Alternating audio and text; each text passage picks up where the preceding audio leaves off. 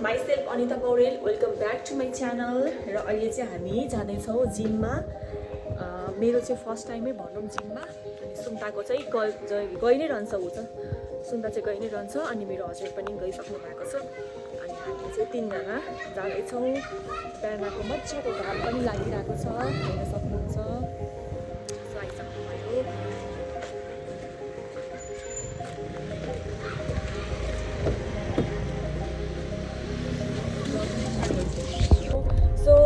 बुडुको पनि एकदमै धेरै लङ टाइम पछि छ. कस्तो लाग्दैछ बुडु हजुरलाई? कतिको एक्साइटेड हुनुहुन्छ? एक्साइटेड त छैन, मलाई निन्द्रा चाहिँ लागिरहेछ. निन्द्रा लागिरहेछ?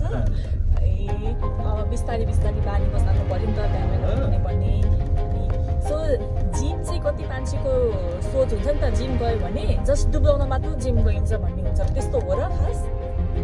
त्यस्तो त होइन नि होइन. जिम जानुको फाइदाहरू के छ? दुब्लाउनु त भइ नै हाल्यो, अर्को फिट रहनलाई भयो.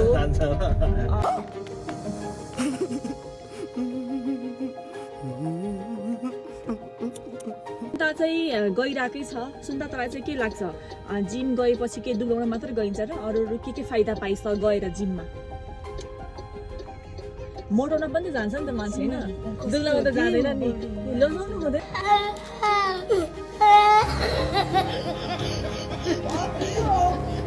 कस्तो लाग्यो भन्नु त सुन्दा? के फाइदाहरू हुँदो रहेछ जिम गएपछि? अन्त यत्रो टाइम गइस् के त्यस्तो के पाइस् तैँले, मतलब के फाइदा हुँदो रहेछ भने आफ्नो मनमा लागेको कुरा भन्दैन. फिट हुन्छ. ओके, त्यही हो.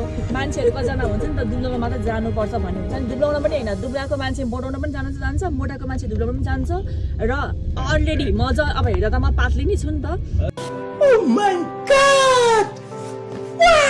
अनि त्यसपछि म चाहिँ फिट हुन जान्छु है. जस्तो यो पनि त पातली छ नि त, यो त मोटाउनु त यसलाई छैन अनि दुब्लाउनु पनि छैन, किनकि ठिक छ फिट हुनको लागि है, स्वास्थ्य रहनलाई, हेल्दी लाइफ जिउनको जान्छ. त्यसरी तपाईँहरू पनि आफ्नो टाइम मिलाएर जिम जाने गर्नुहोस्, या घरमा पनि कसरतहरू गर्ने चाहिँ बानी बसाल्नु होला है त. जिमको लोकेसनमा पुगिसकेका छौँ, माथि जाँदैछौँ.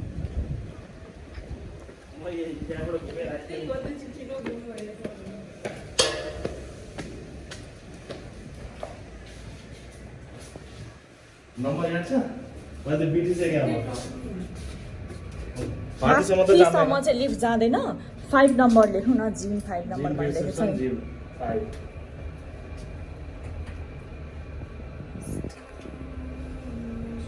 सो हामी चाहिँ लिफ्टमा जाँदैछौँ. अब जिम गर्दा आएको सिडीबाट जानुपर्छ भन्ने हुन्छ नि त. सो फर्स्ट डे छ, बिस्तारी लिफ्टमै जाम पहिला, अनि बिस्तारै बिस्तारै चाहिँ अनि सिडीबाट जानुपर्छ. एक्सर्साइज पनि हुन्छ. अनि सो माथिसम्म जिमको ठाउँसम्म चाहिँ जान मिल्दैन. त्यहाँ चाहिँ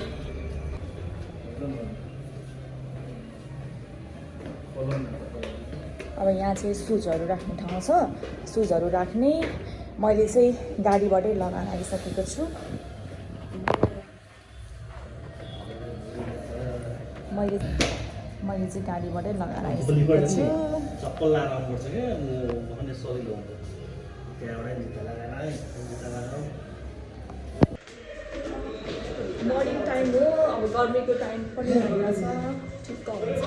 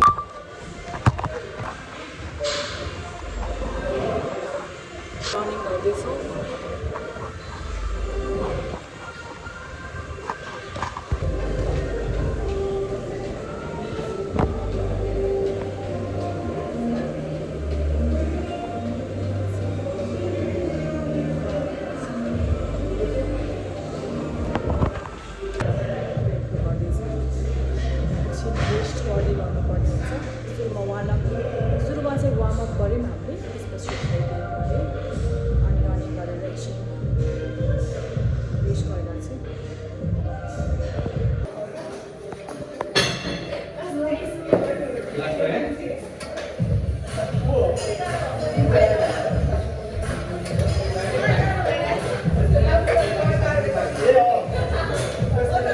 टाउको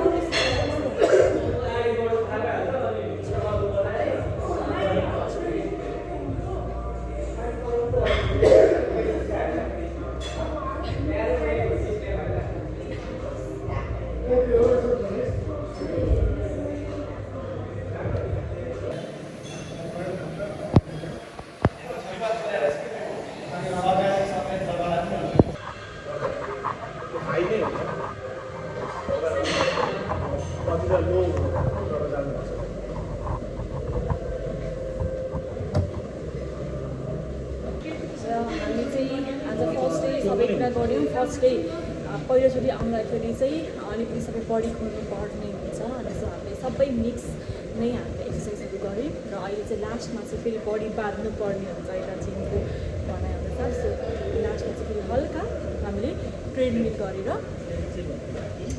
अनि अब हामी घर जान्छौँ वार्मअप गरिसकेँ कि यसको भइसकेको छ क्या त्यो मैले चढेर मात्र म फेरि चढेर कति भिडियो र अब वेट नाप्नु पऱ्यो आजबाट जिम सुरु गरेको हो कति केजी छु म 60 पनि नहालेको 64 केजी रहेको छु जिम जोइन गर्ने फर्स्ट डेमा चाहिँ र बुढो हजुर कति केजी नाप्नु त एकछिन नाप्नु न हेरौँ न हजुरको फर्स्ट डेको अहिले कति छ 77.45 केजी बडी अहिले पानी खाएर बढेको सुन त अब नाप त आऊ न कति केजी रहेछ सुन त आऊ न एकचोटि नापिहालौँ अब हामी चाहिँ घर जाने बेला भइसक्यो वार्मअप गर्दैछ सुन्ताले चाहिँ अहिले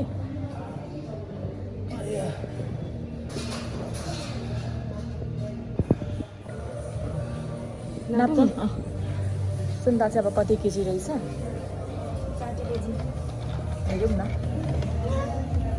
58.2 केजी सुन्दा चाहिँ 58.2 केजी म चाहिँ कति चाहिँ बिर्सेला म चाहिँ 64 साइज ठिकै त म चाहिँ 64 केजी ठाकमा छु अनि हजुर चाहिँ 77 केजी हुनुहुन्छ ओके अब हामी जिमबाट निस्किँदैछौँ यहाँबाट लिफ्ट जाँदैन हिँड्दैछौँ अन्त जुत्ताहरू छ हाम्रो जुत्ताहरू लगाएर हामी हिँड्छौँ उसको एकैसँग माथि गरेर पुगेर तपाईँ